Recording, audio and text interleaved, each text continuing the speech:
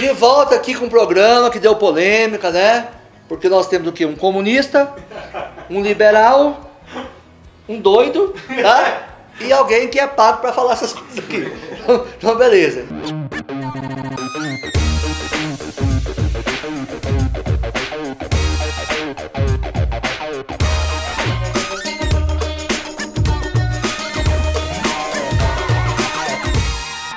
Então, eu tinha perguntado o que para o Thiago? Olha que pergunta. O Adam Smith, quem sou eu falar do Adam Smith? Ele não errou, não, no seguinte sentido. Ele acreditava piamente que o capitalismo ia resolver o problema da pobreza. Thiago, você não acha que ele esqueceu dos capitalistas? Porque é o seguinte, o que eu quero? Eu quero ficar rico, Thiago. E o César? O César? Deixa eu. Eu acho interessante essa ideia porque... primeira coisa, existe o capitalismo, né? Existe o livre mercado. Não necessariamente são as mesmas coisas. Você tem economias... Não, o Brasil sempre foi capitalista, né?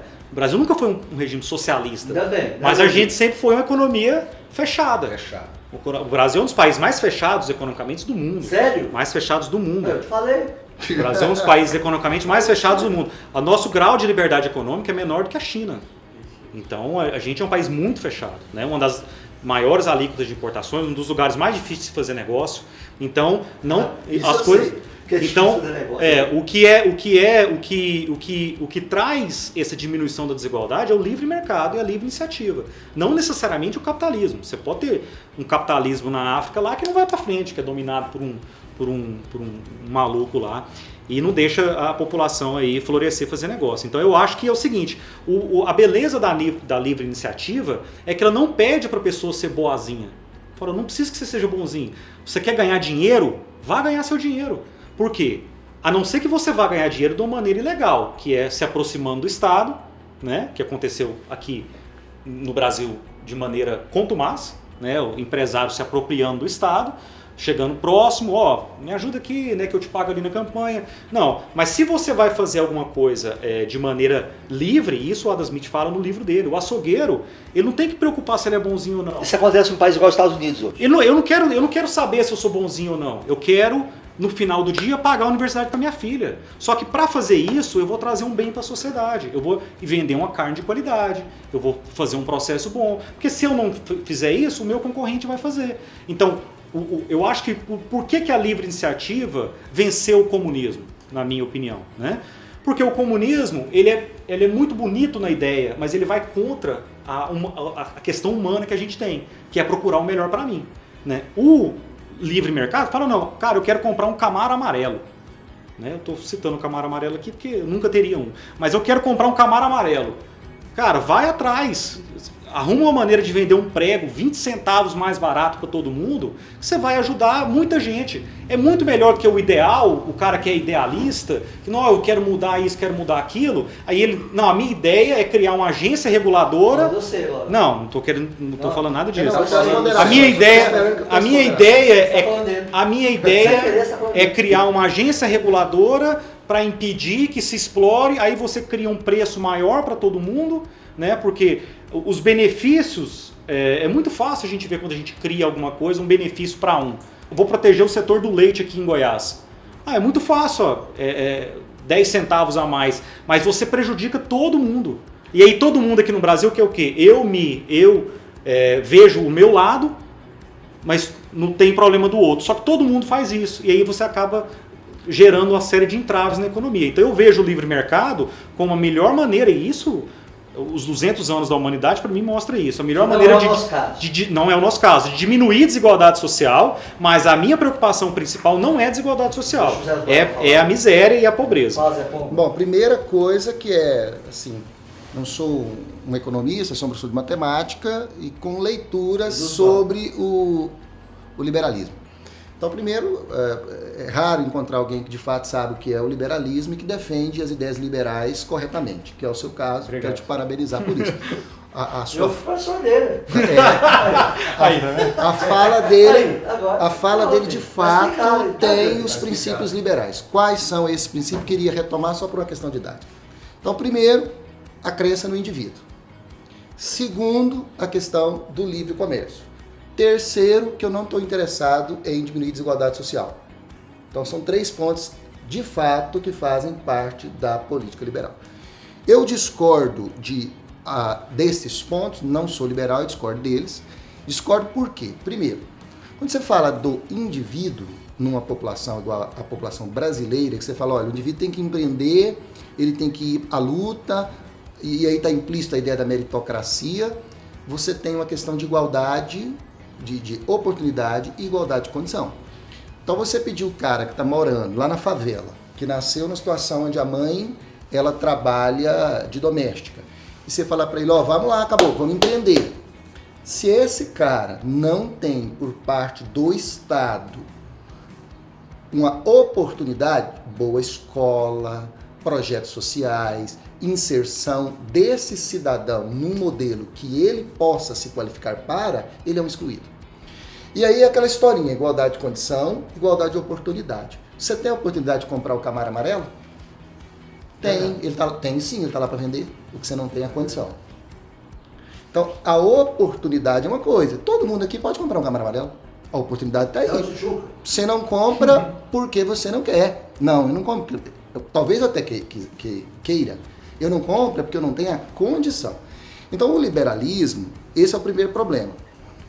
Se eu tivesse pessoas disputando a corrida, saindo do mesmo lugar de partida, era uma ideia maravilhosa. Mas as pessoas estão em lugares diferentes. A corrida... Não tem equidade. Não tem equidade. Então, esse é um primeiro problema. Então, e aí, não tem como não ter uma intervenção do Estado. Segundo, quando você fala do livre comércio, ninguém nunca conseguiu explicar o que é isso, nem o Adam Smith. A ideia da mão invisível, ela é uma ideia que surge do primeiro livro dele, que é a ideia de simpatia. Ele vai defender que a sociedade vai se regular do ponto de vista moral, porque eu quero a sua simpatia. Como eu quero a sua simpatia, então eu tento ser bom para ser admirado por você, e isso regula a sociedade. Então, a partir desse princípio, ele tenta teorizar algo para o mundo econômico, que é a ideia da mão invisível, que o mercado se autorregula. Então, as ideias liberais, elas têm problema, inclusive têm problemas práticos. Em quais países o liberalismo deu certo? Peraí, nós somos hoje quase 200 países. Desses quase 200 países, a maioria esmagadora é capitalista e pelo menos mais de 50% se declara liberal. Quantos países concretos que o liberalismo funcionou? Ruanda. Não, então. Então, você. Mas os que funcionam são capitalistas e pregam. Você tem. O que acontece? Você tem 2 extremos, que é o extremo. Vamos pensar, o comunismo, o Estado toma conta de tudo. Isso. E você teria o liberalismo da escola austríaca, que não existe Estado, que beira o anarquismo, anarcocapitalismo, né? Os estados hoje, eles estão em algum momento desses 2 espectros, tá? Alguma coisa desse espectro, né? O que eu defendo é que os países que adotaram um modelo mais voltado ao livre comércio, então o que eu digo? Por exemplo, ranking de competitividade, países que são abertos, aí você pega lá o ranking de competitividade. Os melhores países em IDH, vamos pensar do lado social, estão lá em ranking de competitividade.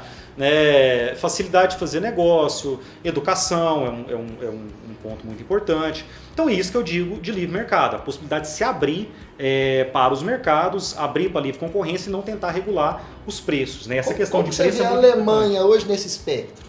Então, pensando no extremo. A Alemanha. Estado controlando vamos lá, a Alemanha é um exemplo muito interessante, porque a Alemanha, se a gente pudesse fazer um laboratório social, não seria tão eficaz como foi a Alemanha. Né? Porque a Alemanha teve a mesma população dividida ao meio, de um dia para o outro, por um muro. Né? De um lado comunista, totalmente Estado, do outro lado mais voltado ao livre mercado. Não totalmente livre mercado, mas mais voltado ao livre mercado. Né? E a gente vê as diferenças que até hoje tem no lado oriental da Alemanha. São gritantes. Né? Um lado se desenvolveu, então aí a gente não tem nem que falar que é educação, porque era o mesmo povo. Não tem nem que falar que questão cultural, que é a mesma população, que foi dividida ao meio. Né? O que mudou? Um era o Estado tomando conta, outro era uma iniciativa mais voltada para o liberalismo, não era totalmente liberal, até a década de 60, você teve muito intervencionismo na Alemanha. Mas a iniciativa privada brasileira está preparada para nível de idealismo seu? Então, ela não precisa estar, ela vai ter que estar. Mas é mais. Né? O liberalismo, quem não tiver preparado, vai perder para outro que vai se preparar melhor. Você não vai defender seu professor dos ataques do César? Não, eu tô pensando que eu conheço Berlim, inclusive, e eu... Aí, pronto, agora pronto. E aí? E isso que o Thiago está falando, que o César está dizendo, eu acho que um apoia no outro. Eu não consigo ver o Estado deixando de dar a assistência que o César se refere, e eu não consigo ver o Estado fechando ao ponto de não deixar o livre comércio acontecer. Então, aí deixa eu voltar. O fato do que você falou, por exemplo, da igualdade, né, de as pessoas não partem do mesmo lugar. Isso é muito difícil quando a gente busca uma igualdade perfeita, né? O liberal, ele parte da realidade. Então, o mundo é diferente. Então, se a gente pegar uma família que o pai fala de negócios todo dia, vamos pensar numa família... Você falou que você quiser desigual, né? Vamos falar da família... Uma família judaica, por exemplo, né? Que o pai fala de dinheiro todo dia na mesa de jantar. E uma família que o pai fala de futebol todo dia, né? Do meu cunhado. Vai ter uma diferença na formação. E isso não tem como o Estado... Não tem como o Estado mudar. Não, o indivíduo... Nessa vida tá certo. Não, Então, deixa eu concluir. O indivíduo, ele pouco empreende. Hoje o que tem movimentado nesses modelos liberais são esses grandes fluxos de capitais que entram nos países para ganhar juros em cima, para especular. Nós tivemos uma A produção hoje, gente, pega o Brasil, se você pegar o 1900, 1930 ali, onde existiu um ideal de Brasil. Você teve um ideal de Brasil no início do século XX. De 30 a 80, o Brasil foi o país que mais cresceu no mundo. De 30 a 80. Pensando no fato de que dos investimentos públicos, mas eu estou falando de ideal agora, eu não estou falando de dinheiro nem de crescimento. Estou falando quando uma nação senta e fala assim, vamos pensar num país, que você tem um manifesto dos educadores, com todo mundo lá. Você fala, vamos pensar num país, qual é o país que a gente quer? Estou falando de um ideal de país, você tem no começo do século. Depois esse ideal de país acaba, você começa a ter interesses de grupos econômicos e desde lá, então, é assim. Hoje você não tem de novo um ideal de país. Ele leu politicamente incorreto. Peraí. Senão vai chegar no terceiro programa. Thiago, considerações finais, 1 minuto. Não, mas ele falou uma coisa lá que tem que ser trucada. Ele falou do capital especulativo transformando em produtivo. Mas o Thiago falou Você não que teve quis. governo que mexeu, por exemplo, na taxa Selic, para que o Brasil transformasse o capital especulativo em produtivo, como nós temos agora a Selic em 5. Então estamos no caminho. A Selic em 5, se o cara deixar o capitalzinho dele parado, não vai corrigir na inflação ali da casa dele, se ele frequentar um cinema, se ele comprar um carro novo. De novo. E a Selic já agora... esteve a 6,5. Outra coisa, e no período que ela estava a 6,5, o salário mínimo era $326, hoje era 220. Olha só, Thiago, você vai indicar o que para nós hoje? Uma comida, uma bebida, um terno? Aí vou indicar o livro. Qual? Livre para Escolher, Milton Friedman. Jura? Eu vou indicar um livro que vocês vão encontrar nos aeroportos. Eu não estou tentando lembrar. É caro. Eu estou tentando lembrar o autor, mas você vai me ajudar. Que vocês vão ter um norte sobre empreender, chama Investidores Anjos.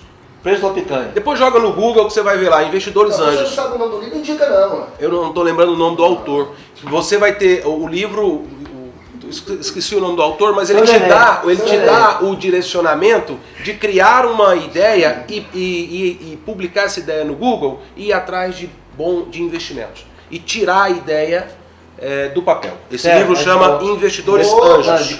Para contrariar, aí eu vou lembrar da frase célebre do Hamlet, né? Há algo de podre no reino da Dinamarca. E, portanto, vou indicar o Hamlet, para que o pessoal possa ler. Eu vou indicar um livro também, que eu nunca pensava em encontrar na casa do César. Uma pessoa íntegra. Olha o nome do livro na casa dele. As Garotas da Fábrica. Tá aqui, Que faz um contraponto com o texto clássico do Engels, A Condição das Mulheres. Nossa! Tchau, gente. Valeu. Foi lindo enquanto durou. Tchau.